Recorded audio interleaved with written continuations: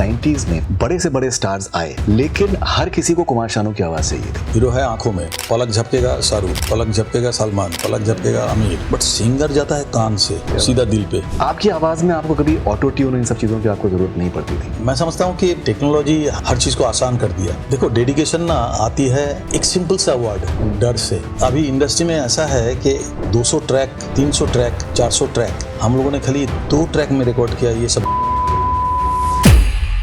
किशोर कुमार साहब से ना मिलना is your one of your biggest greatness. सब बिग पता नहीं मेरा भाग्य उतना साथ नहीं दिया। आपके बहुत से गानों में एक बड़ा ही मखसूस एक एलिमेंट है, the moment you do that hey hey, सब लोग का उस समय ऐसा था, ये हे बिना गाना होगा ही नहीं। पूरे दुनिया में किसी ने नहीं किया। आलाप इज वेरी रोमांटिक, खाली हे करके चिल्लाने का नहीं। क्या कह सकते हैं कि म्यूजिक आपके लिए एक इबादत है, पूजा है आपके लिए? हम लोग तो उसको छोड़ के कुछ जानता ही नहीं हूँ, वो ही हमारे लिए सब कुछ है। Music is life, music is God. आपने कहा कि 90s की म्यूजिक जिनको नहीं सुनना है जा सकते हैं बाहर। हमने जो कुछ भी कमाया ये अपने बलबूते पे कमाया, किसी तुम लोगों का देन नहीं है। अगर तुम सुनने के लिए आए हो तो बैठ के सुनो, और अगर नहीं सुनना है तो चले जाओ। ये जो सब आजकल का सिंगर्स बोलो, एक्टर बोलो, मैंने 1-2 गाना गा के हिट हो जाते हैं, ये बड़े लोगों का रिस्पेक्ट करना भूल जाते हैं। Hi, I'm Kumar Sanu. You are watching memorable conversation with Faridun Sharia. Keep on watching.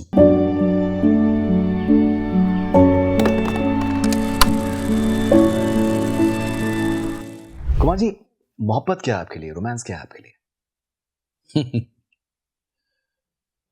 You can से एक एहसास है, एक एहसास, एक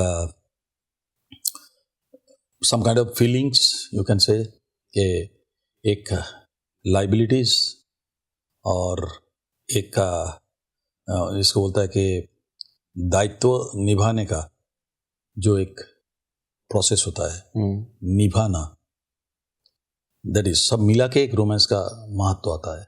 कि इट्स नॉट लाइक कि हमने किसी को लव किया और बस हो गया, ऐसा नहीं। वो जो एक टोटलिटी में जो होता है ना, दैट्स कॉल्ड लव।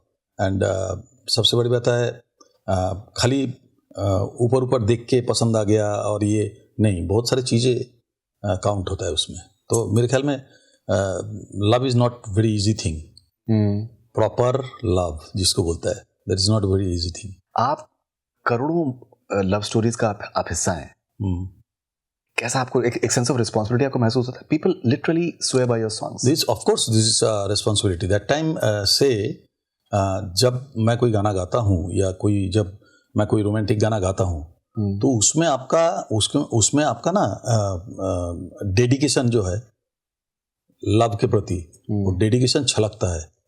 अगर आपके अंदर वो चीज़ नहीं होगा, वो फील नहीं होगा, वो all things that liabilities that ये वो नहीं होगा, तो फिर वो आपका आवाज़ में वो झलकेगा नहीं ना। राइट। ऊपर ऊपर से आप मोहब्बत का गाना गा के निकल जाओगे, but I think it's all depends on that. जैसे आपने उस दिन भी जिक्र किया, शो में भी आपने जिक्र किया, कमाल का शो वैंकूवर में यहाँ पर रहा। श्री बालाजी एंटरटेनमेंट, रॉकी जी कमाल का शो लेकर आए यहाँ पर। आपने कहा कि 9 मिनट में गाना हो गया, लेकिन देखिए लोगों को लग रहा है कि बड़ी जल्दी गाना हो गया, लेकिन एक आर्टिस्ट का जो थॉट प्रोसेस है वो तो 24 घंटे उसके साथ में है। वो होने को 9 मिनट में हो रहा है, लेकिन वो जो थॉट प्रोसेस है वो उसकी वजह से वो 9 मिनट में हो रहा है। थॉट प्रोसेस क्या है कुमार शानू का? ये देखिए, ये this is all about capability. What is your capability? Right.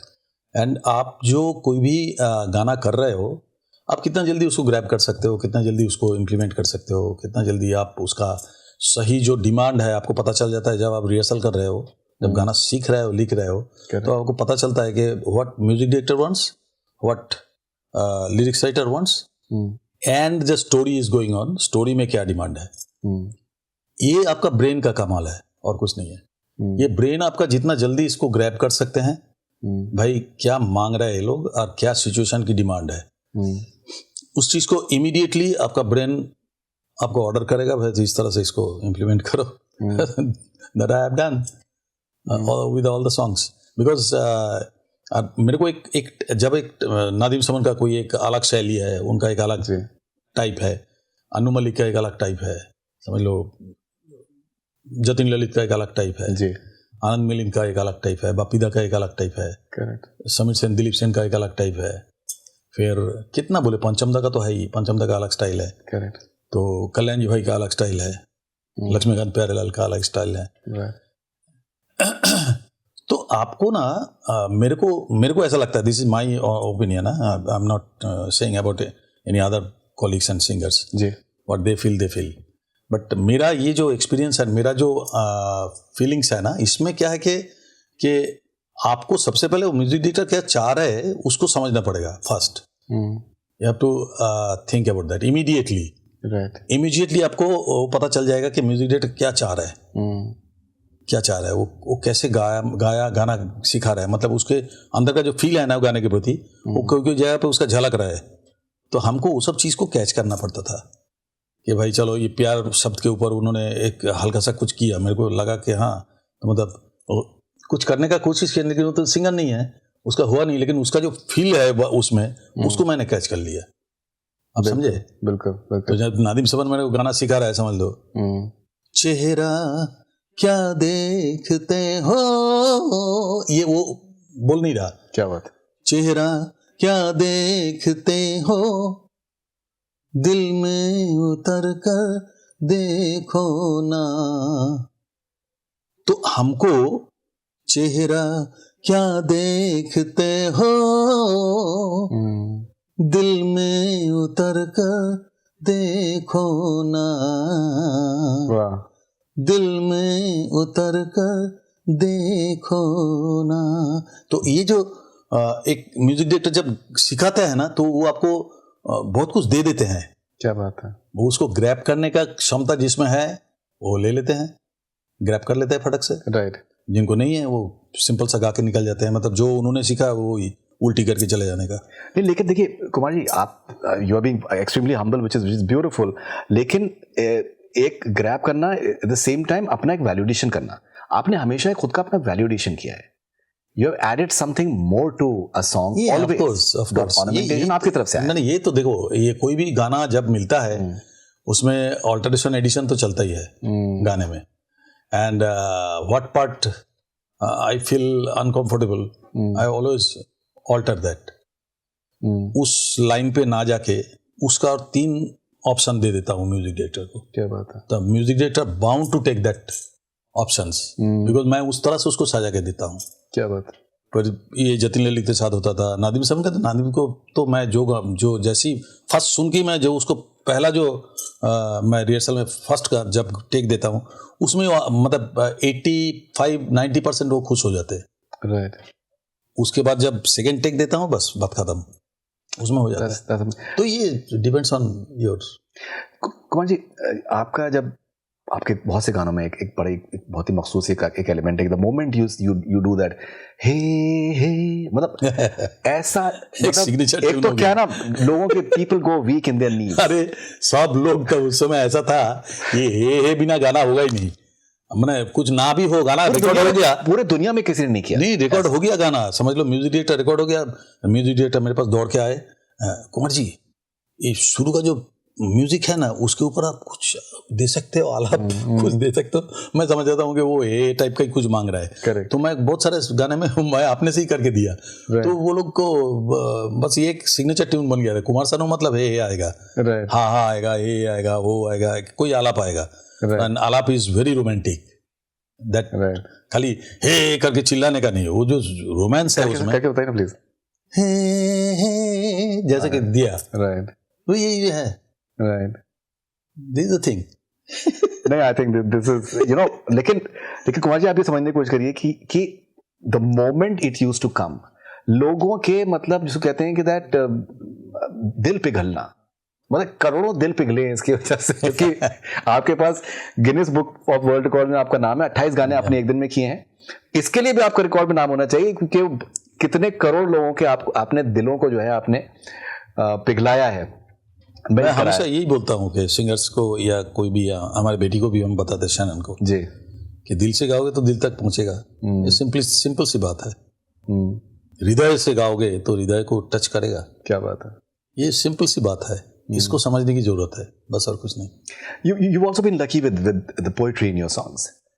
आपने आपको आप हाँ, I got गानों some good के lyrics, yeah. आपने Definitely, आप I'm lucky. गानों को बड़ा महसूस करके आपने हमेशा गाया है. आपने जिक्र भी किया, एक लड़की को देखा तो ऐसा लगा जैसा आर डी बर्मन साहब चाहते थे कि दैट कुछ आप मुख्तलिफ करें उसके अंदर. लफ्ज़ों की क्या अहमियत है आपके लिए? देखिए, मैंने 26 लैंग्वेजेस में गाना गा चुका हूँ, बट मुझे मालूम नहीं है 26 लैंग्वेजेस, मुझे मालूम नहीं है, but that is God gifted. कोई भी भाषा हो, कोई भी Tamil, Telugu, Kannada, you know, very tough, Malayalam, right. And कभी भी गाना गाते टाइम मेरे को वो, मैं आज भी बंगाली में गाना लिखता हूँ. अब मेरा पेपर देखोगे, सब बंगाली में लिखा हुआ है. हिंदी भी आप बंगाली में लिखते हैं? बंगाली में लिखा हुआ है, बट उसका प्रोनाउंसिएशन करते टाइम जो मैं सुनता हूँ कान में, जब गा के सुनाते हैं, मैं वही अगेन आपको बोला ना, your brain, main your brain. आप कितना डेडिकेट कर सकते हो उस समय ब्रेन को, कितना लगा सकते हो, 80%, 90%, 50%, 40%, उसके ऊपर डिपेंड करता है. आपका ब्रेन को आप कितना काम में लगा रहे हो, उसी काम में. राइट. इसके लिए क्या होता है कि मैं एक चीज आपको कहूँगा, एक हमारे म्यूजिक इंडस्ट्री में एक बात बहुत चलता है, that is switch on switch off. Correct.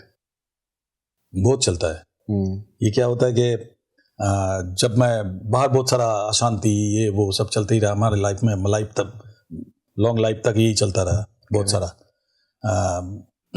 कुछ ना करके भी बदनामी, और कुछ करके भी तो कर लिया तो बात तो और ही है.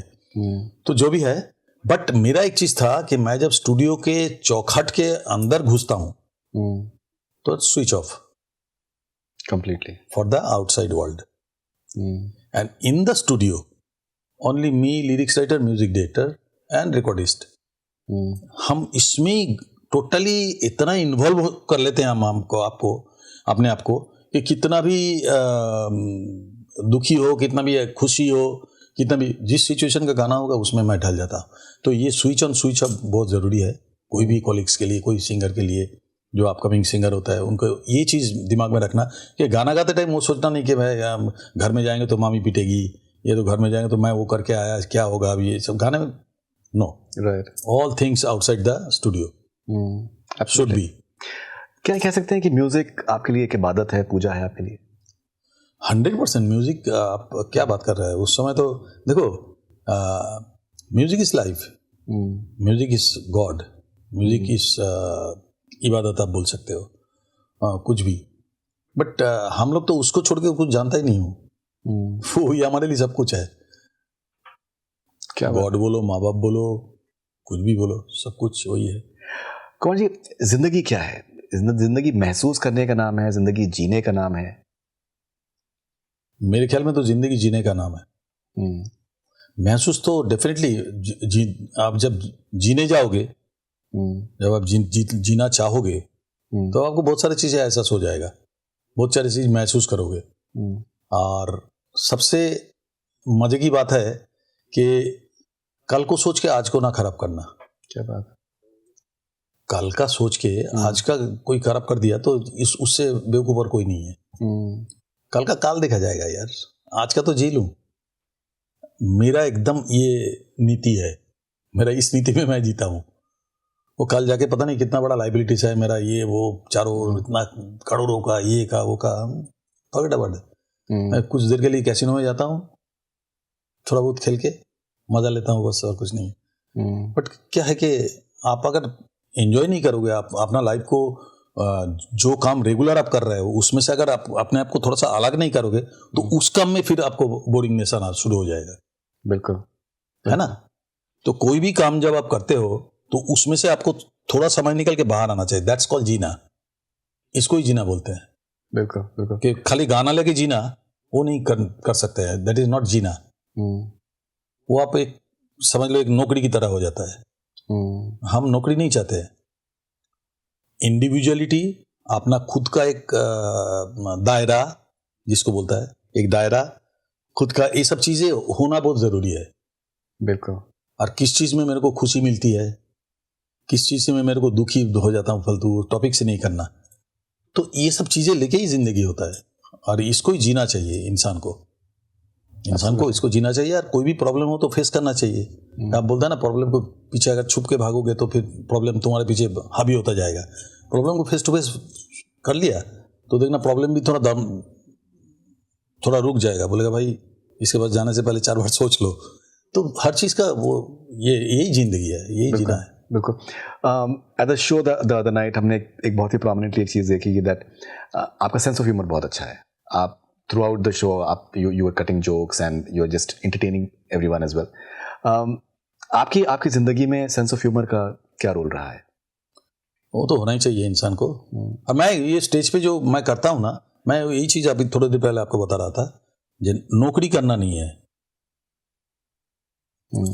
कंटिन्यूअसली अब मैं गाना गाऊंगा तो एक लोगों के अंदर ना थोड़ी देर बाद ना फील वही होएगा कि भाई एक ही तो सुन रहा हूँ, कितना नादिम सेवन सुनूंगा, कितना ये बट एक ही जैसा लग रहा है सब।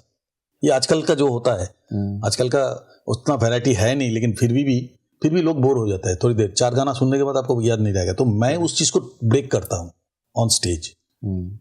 मैं गाना गाया, उसके बाद मैंने थोड़ा सा बातें की है ना, तो पिछले गाने का रेस उसके दिमाग से निकल जाता है। फिर फ्रेश गाना जब मैं गाता हूँ तब वो चिल्ला उठता है। फिर this is the strategy of one of my, मतलब स्टेज शो का जो मैं बता दिया यार, कुछ माइंड नहीं करना, क्योंकि मैं भी चाहता हूँ कि कोई भी चीज़ एक जैसा नहीं जाना चाहिए, उसमें से कोई ब्रेक होना चाहिए। बिल्कुल। तब जाकर उस चीज़ में इंटरेस्ट बढ़ता है। तो ये चीज़ मैं ऑन स्टेज अब जो मैं बातें करता हूँ, थोड़ा सा लोग चिल्लाते रहते हैं, मैं उसको भी चुप करा देता हूँ, उसको लेके भी थोड़ा सा मजाक कर लेता हूँ। तो ये जो करता हूँ ना, दिस इज द कि तुम्हारा जो एक गोल है कुमार सानू के लिए, खाली गाना गाना गाना गाना गाना वो नहीं, उसमें से थोड़ा सा ब्रेक करके आपको अलग लेके फिर ऐसा एक गाना दूंगा जिस गाने में लोगों को अप्लॉज करने में बाउंड हो जाएगा वो। बिल्कुल बिल्कुल 100%। सो Kumar ji, the other night आपका शो हाउसफुल था, टोरंटो में भी आपका कमाल का आपका शो रहा, जिस तरीके के एवरी शो आपका एकदम हाउसफुल आपका जाता है। नॉर्थ अमेरिका में एक ये बड़ी दिलचस्प चीज़ ये है कि दैट इतने ज़्यादा शोज़ होते हैं कि दैट आर्टिस्ट को स्टेडियम को भरना या एरिना को भरना आसान नहीं है। कुमार शानू का शो अनाउंस होता है and it gets sold out. और इंटरेस्टिंग चीज़ ये है कि वैंकूवर में फॉर एग्जांपल जो टिकट रेट्स थे देवर काफ़ी मतलब अच्छा खासा एक उनका दर्जा था, देवर क्वाइट एक्सपेंसिव, लेकिन it was completely sold out. ये इस तरीके की एक रेलिवेंस बना के रख पाना वो कितना बड़ा हाई है आपके लिए? कुमार शानू का शो अनाउंस हो दुनिया में कहीं पर भी, शो सोल्ड आउट। हाँ, ये तो हमारे बालाजी जो हमारे साथ करते हैं, जो रॉकी, वो भी हमें यही बोलते हैं कि शानू आपका शो मतलब सुपर डुपर ऑल शोज। हम लास्ट 1.5 साल में करीब 50 के आसपास शो कर लिया अमेरिका में खाली जी। तो सोचो ऑल शोज सोल्ड आउट।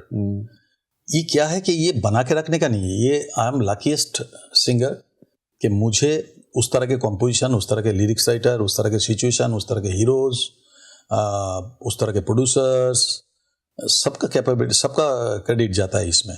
तो मुझे मिला मतलब फ्रंट लाइन, क्योंकि फ्रंट में मैं था, आर्या तो हीरो था, तो हीरो तो आ जाएगा। फिर हीरो आंखों में, हीरो है आंखों में, पलक झपकेगा शाहरुख, पलक झपकेगा सलमान, पलक झपकेगा आमिर, पलक झपकेगा, बट सिंगर जाता है कान से। क्या बात है। सिंगर कान से अंदर घुसते हृदय में जाता है, सीधा दिल पे। तो उसको निकालना बड़ा, उसको चेंज करना बड़ा मुश्किल होता है। That is the main thing कि आज भी हमारा शोज हाउसफुल होता है। That's amazing. बहुत से जो आपके गाने हैं वो लोगों की ज़िंदगी का एक हिस्सा बने हुए हैं। जैसे मैंने आपसे जिक्र किया जब कोई बात बिगड़ जाए, जो है इट्स द ओनली सॉन्ग जो कि मुझे पूरा उसका लिरिक्स याद है। आप मुझे रात में 2 बजे भी आप मुझे उठा दें तो मुझे पूरा गाना मुझे याद होगा। पहले तो आपने वो गाना उस दिन नहीं गाया तो मेरी शिकायत है कि I was waiting for that, और मैं तो इनफैक्ट चिल्ला रहा था उस दिन क्योंकि इस गाने के लिए ना मेरे को थोड़ा सा टाइम चाहिए होता है, क्योंकि I want to sing with the public always. Public हमारे साथ गाते हैं उस गाने को, आप टोरंटो में देखे होंगे। तो क्या होता है कि पब्लिक को मैं गवाता हूँ और मैं साथ में गाता हूँ, तो पब्लिक को एक फील होता है कि हमने कुमार सानू के साथ डुएट गाए, इस तरह के फील होता है। एक गुड मेमोरी लेके घर जाते हैं लोग। तो उस दिन ना टाइम का शॉर्टेज इतना था कि मेरे को immediately with in 2-3 minutes 5 minutes के अंदर हमको शो खत्म करना पड़ेगा। हॉल का मामला है। करेक्ट। तो इसलिए मैं उसको स्किप कर गया। मैं बोला कि चलो नेक्स्ट टाइम तो आएंगे, अभी बहुत जल्दी आएंगे, वैंकूवर आएंगे, 100%। हाँ बहुत जल्दी आएंगे, और वैंकूवर आते ही मैं पहला वो गाना गाऊंगा। इस तरीके के बहुत से गाने बहुत से लोगों की ज़िंदगी में उनका दखल है। कुमार शानू की लाइफ में कौन से ऐसे गाने हैं जो कि आपने गा लिए लेकिन आपकी ज़िंदगी में आगे चल के you look back on them and वो कुछ ना कुछ ऐसा आपकी ज़िंदगी में हुआ कि आपको ध्यान में वो गाने, जैसे किशोर जी के बहुत से गाने हैं, जिंदगी के सफर में गुजर जाते हैं जो मकाम फिर नहीं आते, इस तरीके का आपका कौन सा ऐसा गाना है which has come back to you? आपने तो बता ही दिया ना, जब कोई बात बिगड़ जाए is a song you can sing it for everyone, like God के लिए भी आप गा सकते हो। क्या बात है। जब कोई बात बिगड़ जाए, जब कोई मुश्किल पड़ जाए, तुम देना साथ मेरा हम नवा, ना कोई है ना कोई था तुम्हारे सिवा। ये थेरेपीज में यूज हुआ है गाना। बट आप बेटी के लिए गा सकते हो, आप वाइफ के लिए गा सकते हो, आप गर्लफ्रेंड के लिए गा सकते हो, आप दोस्त के लिए गा सकते हो, आप भगवान के लिए गा सकते हो, आप किसी के लिए। एक इंदिवर जी ने ऐसा एक लिरिक्स उन्होंने लिखा जिस लिरिक्स को आप कोई भी क्षेत्र में आप इन गाने को गाओ तो उनके साथ वो मैच होता है। करेक्ट। तो ये मेरे लाइफ में भी ऐसे ही है, मेरे लाइफ में भी ये गाना बहुत महत्व रखता है। डेफिनेटली इट वर्क्स हमेशा। राइट। कुछ ना कहो, कुछ ना कहो it's a classy songs and I think Panchamda का एक ग्रेटेस्ट कंपोजिशन। इसको कि हमने सोचा नहीं था कि इतना बड़ा ये गाना बनेगा, लेकिन जो आप सुनते हो ना कुछ ना कहो, that was my rehearsal take, that was not the final take. मैंने पंचमदा मेरे को गाना सिखाया था और सिखा के उन्होंने बोला था कि सानू तू एक बार गा के बता मेरे को, एक बार गा के बता कि तू किस तरह से इसको गाना चाहते हैं।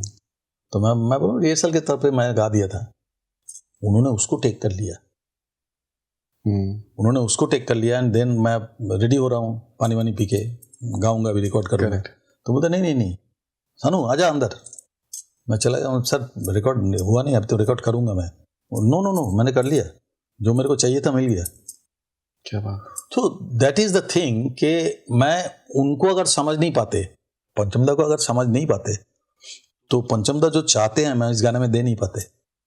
पहले हमको उसको समझना पड़ेगा। मैं पहले ही बताया था कि म्यूजिक डायरेक्टर को पहले समझना पड़ेगा कि म्यूजिक डायरेक्टर क्या चाह रहा है, म्यूजिक डायरेक्टर का क्या डिमांड है, म्यूजिक डायरेक्टर या लिरिक्स राइटर उसका वर्डिंग को किस तरह से बुलवाना चाहते हैं।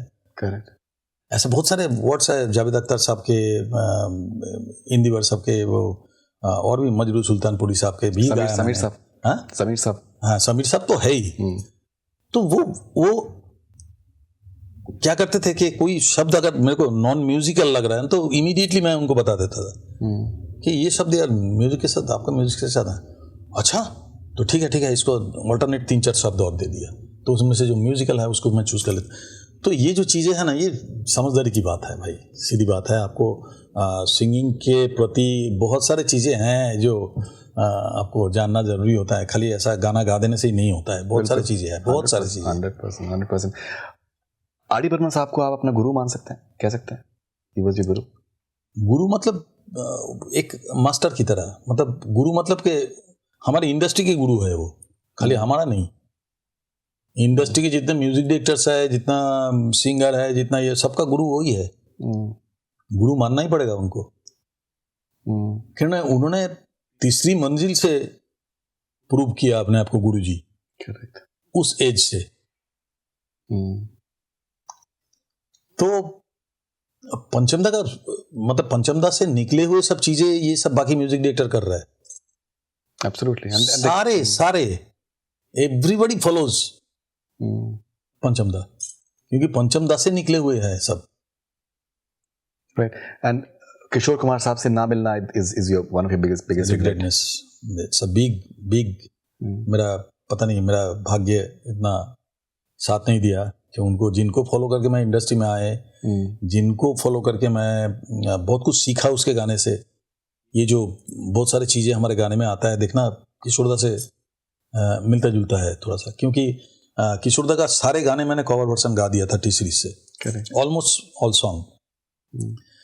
मुश्किल से आपको 5 गाना 10 गाना मिलेगा जो मैं नहीं गाया, बाकी किशोर दा ने जितने भी गाने गाए एंटायर लाइफ में, सारे गाने मैंने कवर वर्सन कर दिया। क्या बात है। तो मैंने एक चीज उनसे सीखा था कि थ्रोइंग, वर्ड्स का थ्रोइंग।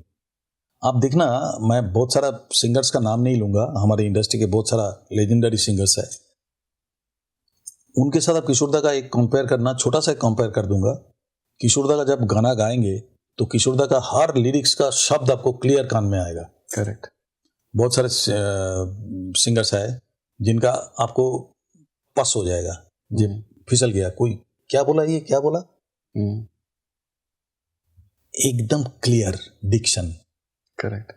क्लियर डिक्शन, मैं उसको फॉलो किया, मेरा भी वही आता है, क्लियर डिक्शन। आपका मैं सुन रहा था अभी, हसरत, एक एक आप एकदम बिल्कुल, इसी वजह से मुझे, जो मैंने आपसे कहा कि जुबान पे आपकी जो पकड़ है वो इसी वजह से लगता है, बिकॉज आप एक एक जो उसका सिलेबल है उसको भाई मैं बंगाली हूँ मैं जब बात कर रहा हूँ ना, इसमें बंगालीपना आ रहा है ना बस।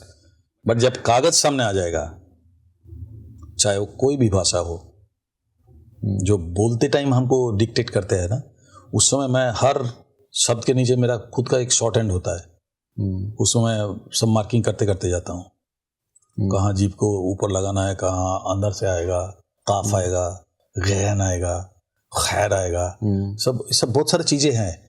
तो उस चीज को मैं अपना शॉर्ट हैंड में बना लिया था, आज भी करता हूँ वो सब रिकॉर्डिंग के टाइम में। करेक्ट।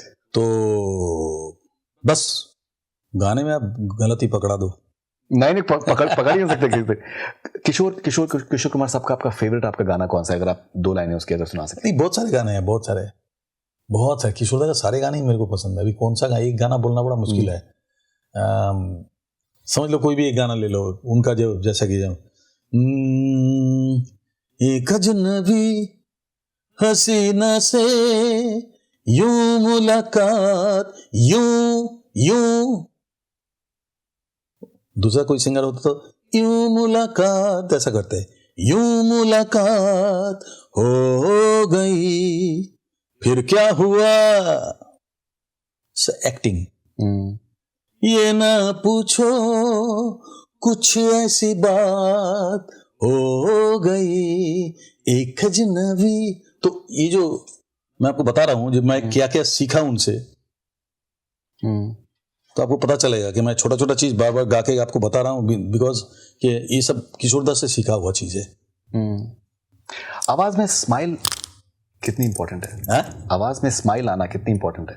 देखो, अब जब सिंगिंग होता है तो मैं अपने शैनन को भी बोलता हूँ कि मुंह खोल के गाओ। मुंह दबा के गाओगे तो आधा चीज रह जाएगा अंदर। मुंह खोल के गाओ। स्माइल आ गया ना, बट दुख वाले गाने में भी ऐसा करके नहीं गाना। करेक्ट। उसमें थोड़ा सा तो आपका एक्सप्रेशन आपको खुद को क्रिएट करना पड़ता है। हाँ, क्योंकि जितना मुंह खोल के गाएंगे ना, दुख की गाना भी अगर आप मुंह खोल के नहीं गाओगे, मुंह तो खोलना पड़ेगा लेकिन उस समय तो आपको हंस के नहीं खोलना है।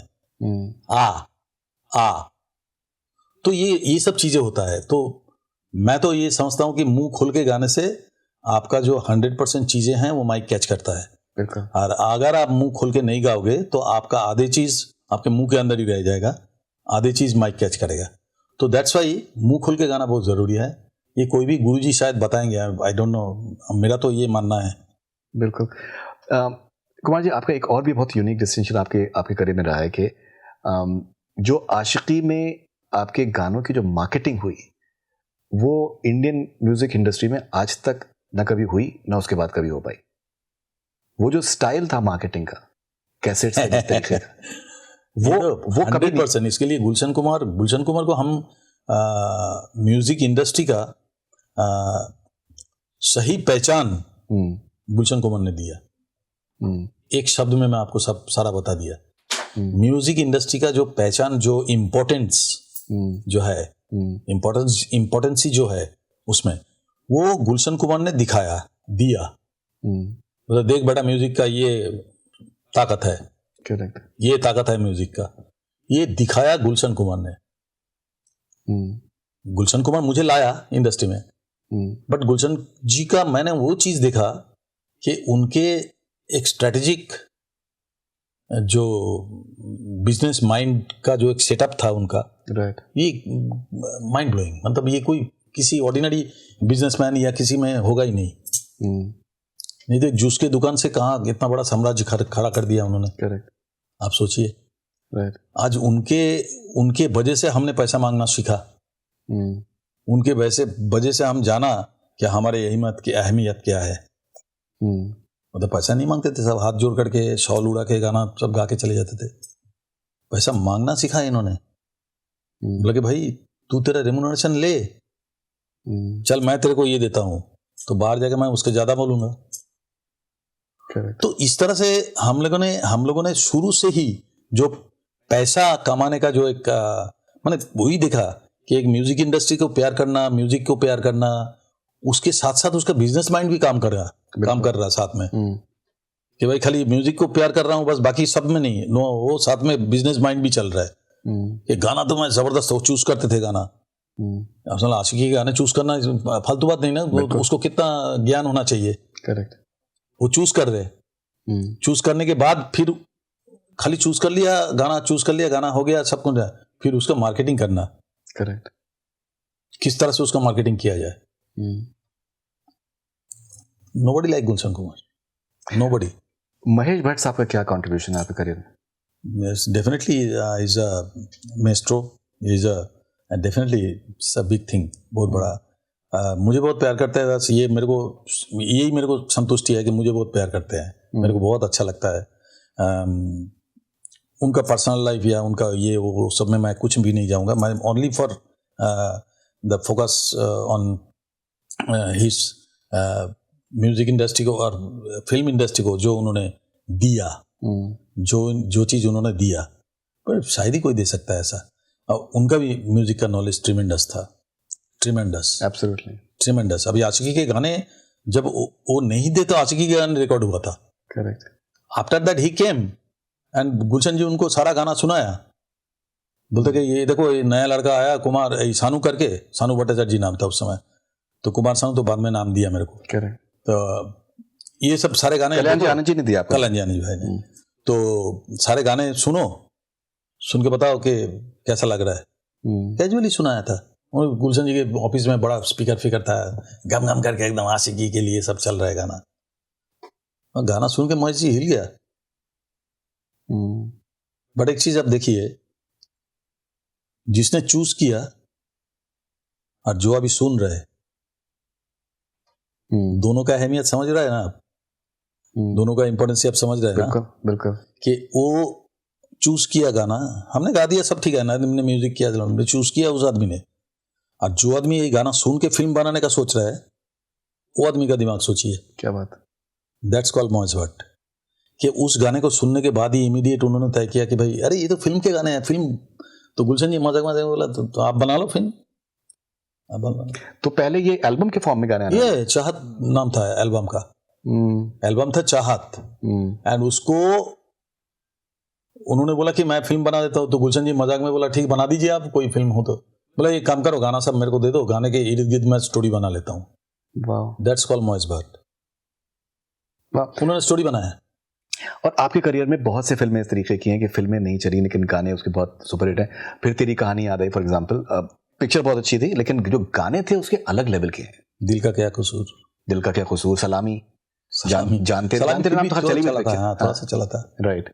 और गाने के वजह से भी पिक्चर चल जाते थे। मैं बोला ना आपको, गुलशन जी ने दिखा दिया कि ताकत क्या है गाने का। देखो अभी आप सोचो ना कि म्यूजिक बेच के लोग फिल्म बनाते थे। पहले म्यूजिक 10 गाना कर लिया, उस कंपनी के पास जाते थे, बोले 1 करोड़ 2 करोड़ जो है म्यूजिक राइट्स तुम्हारा, वो 2 करोड़ में पिक्चर बना लेते थे अपना। ये होता था पहले। तो म्यूजिक का ताकत उन्हीं ने पहचाना है और अब सब इंडस्ट्री को पहचान कराया। एंड कुमार जी 90s में फॉर एग्जांपल बड़े से बड़े स्टार्स आए, सुपरस्टार्स आए, लेकिन हर किसी को कुमार शानू की आवाज चाहिए थी। क्या आपने कभी उनके स्टारडम के पॉइंट ऑफ व्यू से गाने की कोशिश करी कि आपने अपने आप को खुद को, because you are biggest star? बस आप सही पकड़ लिया। कोई भी गाना ना, हमें आधे गाने तो पता ही नहीं चलता था कि हीरो कौन है हीरोइन कौन है, आधे गाने में पता ही नहीं चलता। गाना जब गाता हूँ तो मैं खुद को हीरो बना लेता हूँ। क्या बात है। कि मैं उस सिचुएशन में खड़ा होता तो मैं क्या करता, इस गाना गाते टाइम मैं क्या करता, वही सब करता हूँ गाने में बस। विजुअली रिकॉर्डिंग है एक चीज़, मैं बार बार कहता हूँ, लोग आधे समझते नहीं है कि गाना रिकॉर्डिंग करना और विजुअली रिकॉर्डिंग करना दोनों में बहुत डिफरेंस है। क्या बात है। क्या तो बात है। मैं जो किया, मैंने ये इन्वेंशन किया, मेरा खुद का इन्वेंट किया हुआ है कि मैंने विजुअली सिंगिंग किया मैक्सिमम, जिसकी वजह से लोगों के दिल तक छुआ। पर हीरो उस एक्सप्रेशन में ढल गया, अपने आप को ढाल लेते थे। राइट। पहले एक्टिंग तो मैं नहीं किया, पहले एक्टिंग हम करते थे, बाद में कोई भी आए हीरो वो बाद में एक्टिंग करते थे उसके ऊपर। तो हीरो अपने आप को बना के जो हम गाना गा देते थे, क्या this the result, this was the result. बहुत से गाने आपके इस तरीके के हैं कि म्यूजिक नहीं है, सिर्फ आपकी आवाज ने कयामत ढा दी। तुझे देखा तो ये जाना सनम स्टार्ट होता है आपकी आवाज से, it starts with your voice. लेकिन द मोमेंट, बिकॉज वो पिक्चर मैं आपको बताऊं कुमार जी, ये मुंबई में मराठा मंदिर में वो पिक्चर मैंने कम से कम 20-25 बार देखी है। मैं बाइक रहा करता था शुरू, तो मेरे पास जब भी टाइम होता था मैं वो जाके पिक्चर देखता था। मैंने 20-25 बार देखी है। The moment that song starts, एक नशा है। सिर्फ एक आवाज से पूरे सिनेमा हॉल को गिरफ्त में ले लेना आपने, it's not easy. God gifted है भाई, हम क्या करेंगे, इस पे हम कुछ नहीं बोल सकते। धीरे धीरे आशिकी और फूलों कांटे दोनों फिल्मों में two of your biggest beautiful, most beautiful songs, and once again वो मोहब्बत की एक इंतहा है दोनों गाने, और वो ऑलमोस्ट सिमिलर टाइमिंग में आते हैं। आपको कोई रिजर्वेशंस थे? नहीं, ऐसा कुछ नहीं था। दोनों का जो हुक लाइन है वो धीरे धीरे, नहीं ऐसा कुछ नहीं है, ऐसा कुछ रिजर्वेशन तो था नहीं। And both are iconic. हाँ, क्योंकि वो फूल और कांटे शायद इसका होगा, टिप्स का है शायद, एंड आशिकी है टी सीरीज का, सुपर कैसेट का। करेक्ट। दोनों अलग अलग कंपनी, राइट। बट क्या है कि common man I was there, उनको वही चाहिए, कुमार सानू चाहिए, इधर भी उधर भी। तो almost similar kind of thing बनना शुरू हो गया था चारों ओर, सब जगह पे। तो आप जैसे बोल रहे हैं ना कि जब ऐसा तो इंडस्ट्री का नियम ही है कि कोई भी चीज अगर हिट होता है ना तो उसके पीछे सब भागते हैं। बिल्कुल, में भी ऐसा ही हुआ था थोड़ा तो है नहीं, बहुत बहुत ज्यादा हुआ था। 5 आपको फिल्म फेयर आपको अवार्ड्स मिले। Everyone wanted to a piece of Kumar Sanu, everyone. Arijit का हमने रिसेंट टाइम में देखा है, उनको भी फिल्म फेयर 5 अवार्ड्स मिले हैं, और कुछ हद तक अगर किसी ने कुछ एक वो उस तरीके का स्टारडम देखा है, कुछ हद तक आपका जैसा तो स्टारडम मेरे ख्याल से कभी देखा ही नहीं जाएगा, वो शायद अरिजीत ने देखा। आप कैसे देखते हैं when you see someone following your footsteps? मुझे बहुत अच्छा लगता है। Definitely I followed someone, somebody follow me, right, that is not bad thing, always ये सिलसिला तो चलते ही आए। हर कोई किसी को ना किसी को फॉलो करके इंडस्ट्री में आए, देन अपना पहचान बनाया। तो डेफिनेटली जब मैं देखता हूँ कि मेरे को कोई फॉलो कर रहा है या करते हैं, तो मैं बहुत खुश होता हूँ। मैं सोचता हूँ कि भाई जरूर मैंने कुछ किया तभी तो जाके फॉलो करेगा। 100%। सिर्फ एक नहीं, मतलब सैकड़ों। मैं बोल रहा हूँ कि सैकड़ों कुछ तो किया। अरे वो कॉन्फर्मेशन होता है बार बार, बिल्कुल कॉन्फर्मेशन होता है कि भाई ना, यू हैव डन समथिंग बेटा, ठीक है आप कर रहे हैं। आपने अभी जो किया है यहाँ पर 2-3 दिन पहले, जब आपने शो आपने होस्ट किया इंडियन आइडल पे शो होस्ट किया, जिस तरीके की इज्जत मिलती है, like people like Shreya Ghoshal, Vishal Dadlani, जिस तरीके की रिस्पेक्ट आपके लिए इन लोगों के दिल में है, कैसे आप महसूस करते हैं when people have such? महसूस की बात नहीं है, ये अच्छा लगता है। हम तो ये हमेशा ये बोलते रहता हूँ कि आप अपने सीनियर्स को रिस्पेक्ट दो, बुजुर्गों का प्यार करो, बुजुर्गों को आशीर्वाद लो, बुजुर्गों का। एंड हमने जैसा बहुत सारा रिस्पेक्ट हमारे जैसा लता जी, आशा जी, किशोर दा, मोहम्मद रफी साहब, मुकेश जी, साइकिल साहब, जो भी है, उन लोगों के लिए जितना रिस्पेक्ट हमारे दिल में है, तो हमारे लिए अगर कोई रिस्पेक्ट दिखाए तो वो अच्छा लगता है ना। उन लोगों को भी तो वैसा ही लगता था होगा। तो ये कोई बात नहीं है, ठीक है, it's okay, it's a part of our live. Right. अच्छा तो लगता ही है, अभी कितना अच्छा बोलूं। Right. जैसे मैंने आप जिक्र किया, मैं I've been listening to your songs constantly for quite some time, at least in the last 2 days. आपकी आवाज़ में आपको कभी ऑटो ट्यून इन सब चीज़ों की आपको ज़रूरत नहीं पड़ती थी। ये एक बड़ा नेचुरल सा आपका एक फ्लो आता था। वो एक नेचुरलनेस जो आपकी आवाज़ का एक जो हिस्सा रहा है हमेशा, वो कितना आपका एक खूबसूरत ऑर्नामेंटेशन है आपकी नज़र में? नहीं, ये आज भी मैं गाना रिकॉर्ड करे जा रहा हूँ। मेरा यूट्यूब चैनल है, आप मालूम है ना जी, कुमार सानू ऑफिशियल करके। Right. यूट्यूब चैनल में हर 15 दिन में एक गाना निकलता है और that is full of melody and that 90s era क्या बात काइंड ऑफ म्यूजिक। है। Right. तो मैं समझता हूँ कि टेक्निकली हम लोग बहुत आगे चला गया।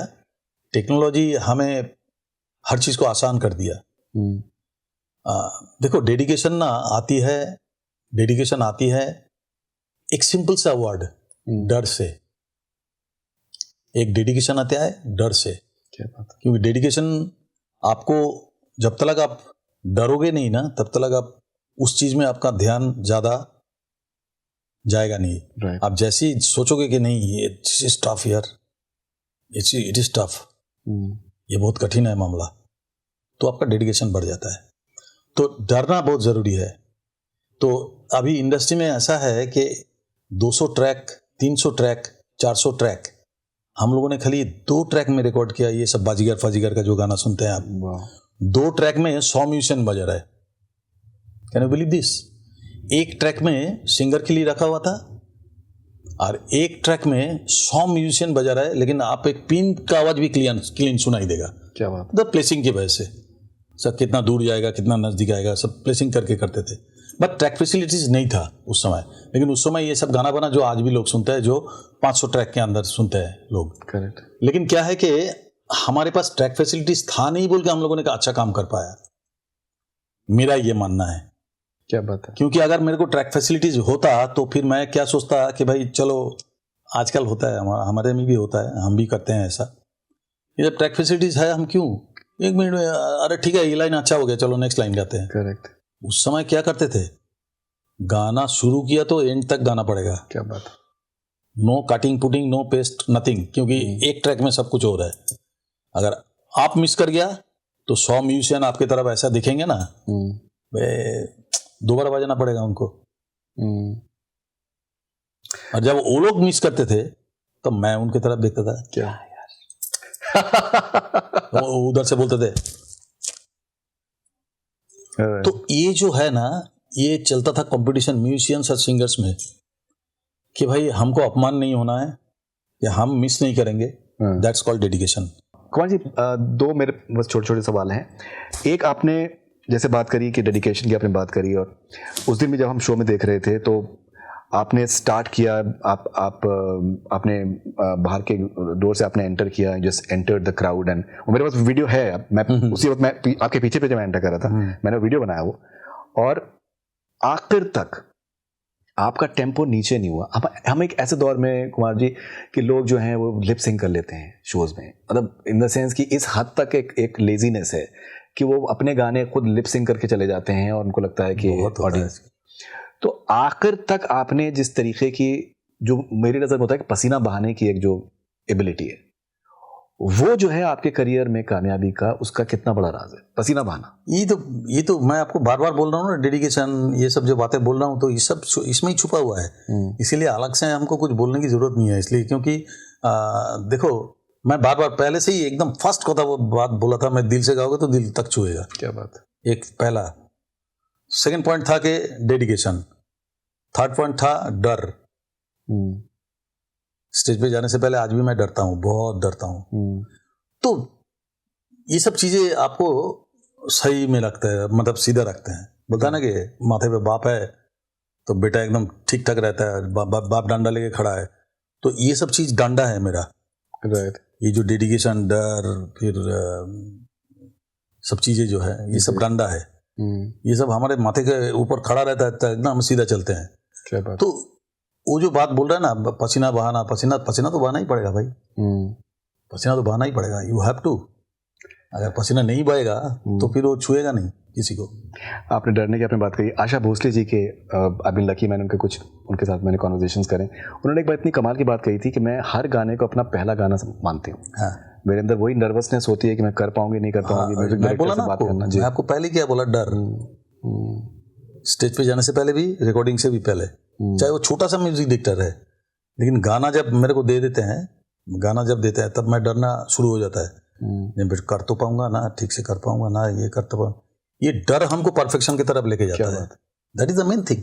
क्या बात है। आखिरी सवाल कुमार जी, आपने एक बहुत अच्छी बात आपने उस दिन कही कि दैट डाउन टू अर्थ रहना चाहिए, ह्यूमिलिटी इंपॉर्टेंट है। अगर लंबा जाना है तो डाउन टू अर्थ होना बहुत ज़रूरी है। आखिर में आपने हाथ जोड़ के अपने ऑडियंस को आपने बाय बाय आपने किया, कितना इंपॉर्टेंट है? बहुत बहुत लाइफ में ये बहुत बड़ा रोल प्ले करता है लाइफ का। कोई भी हिस्से में, कोई भी एस्पेक्ट में जाइए, कोई भी क्षेत्र में जाइए, ये डाउन टू अर्थ होना बहुत ज़रूरी है। नहीं, सबसे बड़ी बात ये देखो ना, एक अगर ये जो पेड़ खड़ा है, ये जो पेड़ खड़ा है, ये जो पेड़ खड़ा है ना, इसका नीचे देखो, जमीन के साथ जुड़ा हुआ है कि नहीं? बिल्कुल सही बात। ये जमीन के साथ जुड़ा हुआ है बोल के ही वो उतना लंबा है। अगर जमीन से उखड़ के फेंक दो, ये सूख के गिर जाएगा। ये जमीन के साथ जुड़ा हुआ है बोल के। तो मैं ये समझता हूँ कि भाई आप जितना डाउन टू अर्थ रहोगे, जितना आप ये जो सब आजकल का सिंगर्स बोलो, एक्टर बोलो, नए नए एक दो गाना गा के हिट हो जाते हैं, ये रिस्पेक्ट, बड़े लोगों का रिस्पेक्ट करना भूल जाते हैं। That is totally wrong. मैं तो ये, मेरा कुछ सलाह है हर बच्चे को कि सबसे पहले अगर पूजा करना है तो अपना माँ बाप का करो, बुजुर्गों का रिस्पेक्ट करो, सीनियर का सीनियरिटी का रिस्पेक्ट करो, एंड देन आगे बढ़ो। सबका आशीर्वाद लेके आगे बढ़ने में बहुत मजा है, समझा करो। मेरा ये एक सलाह है सब लोगों को। लेकिन एक बहुत मुझे कमाल की बात और ये लगी कि आपको आपका एक बड़ा मुझे बैलेंस्ड मुझे अप्रोच लगा कि जाहिर सी बात है कि इन द सेंस कि डाउन टू अर्थ होना चाहिए, but at the same time you don't under play your self either. आपने कहा कि 90s की म्यूजिक जिनको नहीं सुनना है जा सकते हैं बाहर। एक उसमें एक था, मतलब एक बात थी उसके अंदर, ठीक है? नहीं तो आज के टाइम में मैं देखता हूँ कि जेनजी के लिए मैंने ये गाना बनाया, आपको पसंद आए। क्यों? आपको आर्टिस्ट को किसी से इल्तिजा करने की जरूरत ही नहीं है। नहीं। आपको सुनना है सुनिए, नहीं सुनना मत सुनिए। तो वो आप अंडर प्ले भी आपने नहीं किया, तो एक बैलेंस मुझे बड़ा अच्छा लगा। वो ये आपका खुददारी बताते हैं, ये आपका खुददारी कि हमने जो कुछ भी कुछ कमाया जिसको बोलते हैं ना, जो नाम कमाया, जो भी है, जो कुछ भी कमाया, ये अपने बलबूते पे कमाया, किसी तुम लोगों का देन नहीं है। ये आपने बलबूते पे कमाया, जिसके वजह से तुम आज $100 दे के टिकट खरीद के मुझे देखने आए हो, सुनने आए हो। $100 ज्यादा मैं बोल रहा हूँ, ऐसा एग्जाम्पल दे रहा हूँ। तो फर्स्ट मैंने क्या बोला था, ओबे। कोई भी एक कलाकार को आप जब देखने आए हो तो उसको ओबे करो पहले, उस कलाकार का कला, क्योंकि तुमसे उसका ज्यादा कीमत है बोल के ही तुम आए हो। करेक्ट है ना? एक पॉइंट भी तुमसे ज्यादा कीमत है बोल के तुम आए हो, सो तुमको उसको ओबे करना चाहिए, रिस्पेक्ट करना चाहिए। एंड अगर तुम सुनने के लिए आए हो तो बैठ के सुनो, और अगर नहीं सुनना है तो चले जाओ। तो मैंने स्ट्रेट फॉरवर्ड जो दिल से आता है, मैं आपको बोला ना, स्टेज पे मैं दिल से जो आता है वो जरूरी है। बिकॉज होता क्या ना कि बहुत बार लोग अगर टिकट लेकर आते हैं तो उसमें मतलब ये है कि मोबाइल का भी यूजेज कर रहे हैं, ये भी कर रहे हैं कि भाई हम तो पैसे लेकर आए, कि इन द सेंस कि like we are obliged, you are not artist आपको अपना अगर ऑडियंस दे रहा है, so you have to respect that. तो वो आपने शुरू में आपने एकदम उसको 940 और लव स्टोरी के आपके गाने जो थे वो संजय बंसाली साहब ने पिक्चराइज करे थे, फिर आपने नहीं, Vinod Chopra, but I think he picturised एक लड़की को देखा तो ऐसा लगा, दैट सॉन्ग ओनली, या एक लड़की को देखा तो ऐसा लगा, बट विनोद चोपड़ा का पिक्चर है वो डायरेक्ट किया ऑफ कोर्स, बट एक लड़की को देखा, उसका पिक्चराइजेशन आइकॉनिक था। फिर आपने आंखों की गुस्ताखियां आपने किया, जो कि is one of the biggest hits. मैं रिक्वेस्ट करूंगा आखिर में अगर आप प्लीज उसकी 2 लाइनें सुना सकें। एंड जो वो एक तजुर्बा आपका रहा कि गाने के जो पिक्चराइजेशन के लेवल पे, मे बी आई थिंक एक लड़की को देखा is one of the finest picturisation आपके जो गानों का है। मेरा दिल भी कितना पागल है, उसका भी कमाल का पिक्चराइजेशन था साजन में, जो आई थिंक दार्जिलिंग में खैर शूट हुआ है संजय दत्त के ऊपर, उसका पिक्चराइजेशन भी गजब। आप क्या अंताक्षरी करोगे अभी मेरे साथ? हाँ अब क्या मेरा आंसर हम तक सही करोगे? लेकिन आंखों की गुस्ताखी उसका अगर आप मुझे नहीं, वो कर देता हूँ। हाँ, Kumar ji thank you so much. It's like मैं अभी 3-4 घंटे भी आपसे बात कर सकता हूँ, बहुत मटेरियल है, but thank you very much and all the best wishes for amazing shows. मेरा एक डेफिनेटली एक रिक्वेस्ट है कि that we would love to hear you in movies, because आपकी आवाज उस दिन बहुत फ्रेश साउंड कर रही थी। आई थिंक इंडस्ट्री के लिए आई थिंक एक तरीके की ब्लेसिंग होगी कि अगर हम आपको और सुने फिल्मों में। हाँ, लेकिन अभी इंडस्ट्री को बहुत सारा मेरे से बहुत 1000 टाइम बेटर सब सिंगर मिल गए। नहीं, लोग बिजी है उसमें। There is no substitute. My old thing. No, there is no substitute for Kumar Sanu. There can never be a substitute for Kumar Sanu. And thank you very much, Kumar ji, and thank you so much. Thank you very much. Thank you so much. Thank you. So that was Kumar Sanu ji. This very memorable conversation. I hope that you enjoy it.